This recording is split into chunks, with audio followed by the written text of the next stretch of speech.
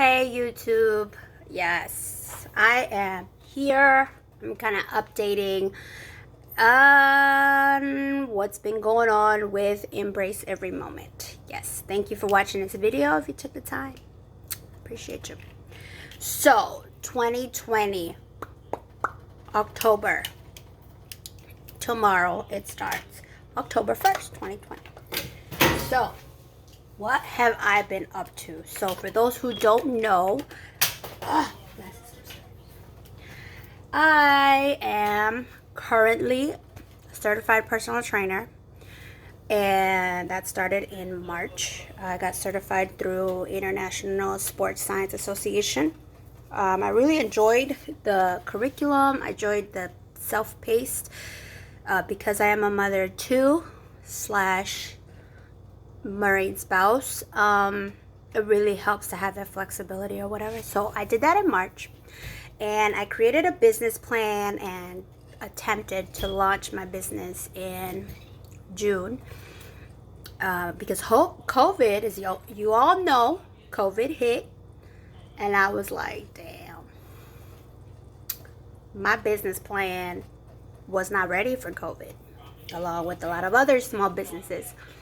So I pushed back a lot of the things that were on my business plan, and I told myself I was going to slowly introduce my business to people that I knew, associates, acquaintances, close friends and family in the area. And I told myself I was going to dive into the whole virtual training thing. And I didn't go all in. I'm doing some meal prep right now, but I did a little bit. And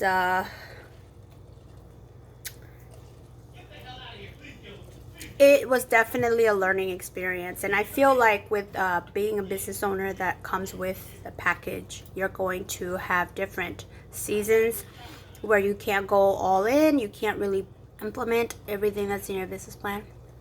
So anyways, that is what I have been up to. We are relocating. PCSing, for those who know the process of PCSing, it is hectic, but we are PCSing overseas, so that is also hectic within itself during COVID. Yeah, so it is what it is, you guys, and I'm really just taking one day at a time. There's so much that happened this year, and I'm pretty sure a lot of you guys can relate, that really, and it wasn't just this year, it was last year, 2019. A lot of things changed with me, and within me and outside of me. There was a close death in the family, and that really shook me to the core. And my brother passed away in February, and that was really tough, and it still is. Like, I'm not gonna lie, like, it's still impacting me, and I think it will forever impact me, but just in a different way. I'm still learning different things about myself. This was the first close, and I say close death in the family as far as like immediate family. I've had friends and family members, friends and distant families that lost like really close relatives, and I could never understand or could relate. I could just sympathize and send my prayers and just love them and be available to listen if they need anything. But now that I'm on the other side, I definitely understand there really is not much other people can do but give you space to go through the process. And so I have tried to be transparent with my friends and family to help them understand that I'm going through certain things in my life that are not always going to be positive, but I need them to just understand that this is what I'm going through. And so far I've had a good support system. Friends that I've opened up to about the situation were very receptive, very supportive and loving, and I'm grateful for that. But in addition to the whole grieving cycle, I have told myself that there are a lot of positive outlets. And for me, fitness and being transparent and talking about my feelings in a trust, non-judgment zone is helpful. And also pursuing the desires of my heart. And I really had to dive in and really look into what is it that my heart desires after having my core shook.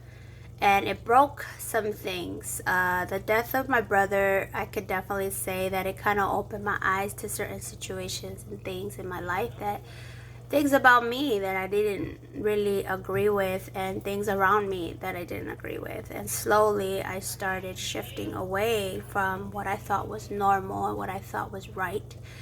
And I started seeing things in a different light.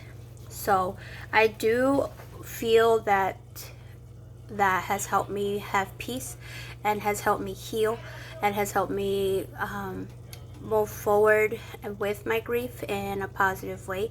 But I did hit some dark moments that scared me, high levels of social anxiety. I felt different phases of depression. I did not seek therapy, like professional therapy. I was encouraged by a lot of close loved ones to get help, but I didn't.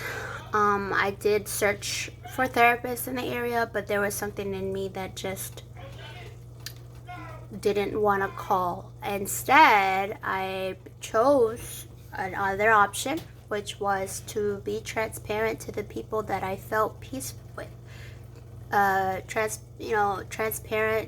Be transparent with the people that I felt were not gonna judge me but listen to me. And so I'm grateful that I had those people, because I understand not everyone has certain individuals that can just listen without judging. And so being able to vent and talk about everything that was going on in my mind really helped. And I feel like that was a form of therapy. I'm grateful for my husband, who was there every moment, and he did everything he could possibly do to help me go through it. And he still is, because I'm still going through it in a different way. And so I really want to take this channel and run with it this next couple of months. There is a lot of amazing videos out there done by military spouses on PCSing overseas, and I just watch them and I'm inspired, and I'm like, you know what, I want to share my experience. And from a person that is not very organized, from a person that's not very planning and all this stuff, I want to see how this goes. So these videos that I'm going to be making, that are going to be titled like PCSing to Japan, it's not a tutorial.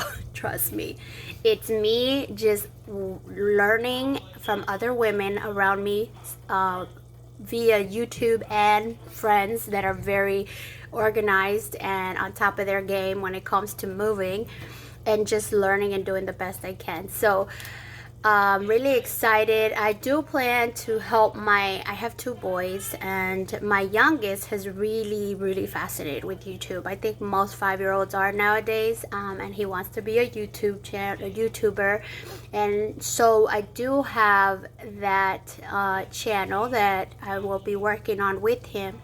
He's really excited. And being a mother, honestly, oh my gosh, it is taking me all kinds of ways, and other mothers can relate. Like, I honestly have this I want to say bittersweet, but also, like, I don't even know how to explain it, mindset when it comes to being a mother, because I've always been very ambitious, very like, I want to accomplish the world, like I want to do this, I want to do that. And I will give more detail about my background later, but it's just, it's a big tug of war for me. It's a tug of war when it comes to my time. It's like my heart wants to spend every day with my kids and do things with them, but there's another part of me that wants to continue pursuing my my passion in health and fitness, and all of that requires time. So, and being a military spouse, relocating every 2 to 3 years has been so challenging for me, to be able to accomplish certain things as far as my career. But I have been grateful for the opportunity to stay at home a couple of times and not work and really focus on the development of my children and be hands-on, and that has been a blessing. But again, it is a tug of war. I have moments where I'm just like, I just want to go to work and I just want to go do what I, gain more experience in the medical field, and I want to open my business. But my kids are only kids for such a short time. Right now, it feels like a long time. But in the future, I'm going to look back and I'm like, that's 18 years was nothing. And I don't want to miss the moments that I can, have with them. And not saying that, if I were to work, it's not bad.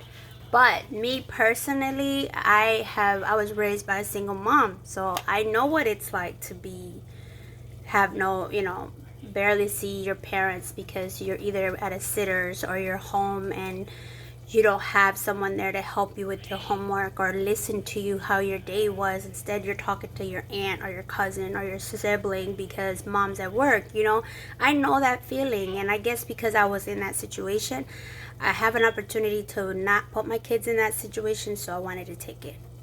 Everyone has their own choice, and I am not a mom judger. Like, do what you think is best for your family and for what's best for you and your children. Like, it all comes down to that. But me personally, I have been a stay-at-home mom off and on. I'll get jobs here and there,